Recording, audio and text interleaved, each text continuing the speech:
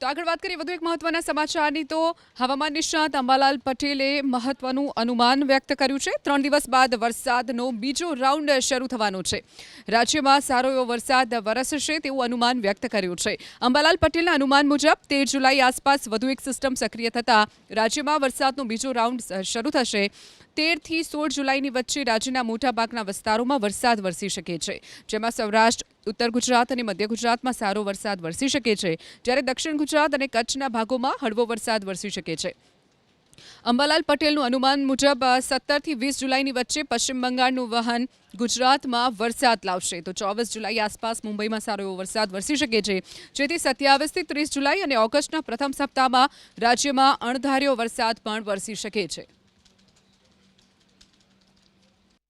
તારીખ 13-14 એક વરસાદી બંગાળ ઉપસાગરમાં એક સિસ્ટમ બની રહી છે જે સિસ્ટમનો વરસાદ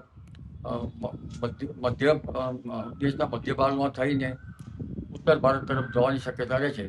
જો કે તેનો માર્ગ ગુજરાત તરફ આવે તો ફરી પાછો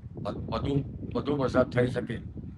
પરંતુ આ વરસાદના કારણે તારીખ 17 થી 20 ગુજરાતમાં વરસાદી ઝાપટા પડવાની શક્યતા રહે છે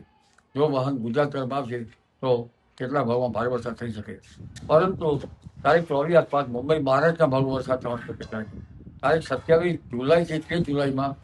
દક્ષિણ ગુજરાતના ભાગો સૌરાષ્ટ્રના ભાગો દક્ષિણ સૌરાષ્ટ્રના ભાગો પશ્ચિમ સૌરાષ્ટ્રના ભાગો દ્વારકાના ભાગો પોરબંદરના ભાગો અને જામનગરના ભાગોમાં પણ વરસાદ થવાની શક્યતા છે પૂર્વ મધ્ય ઉત્તર ગુજરાતના ભાગોમાં વરસાદ થવાની શક્યતા છે આ વરસાદી ઝાપટા સારા હશે અને વરસાદ પણ સારો આવવાની શક્યતા છે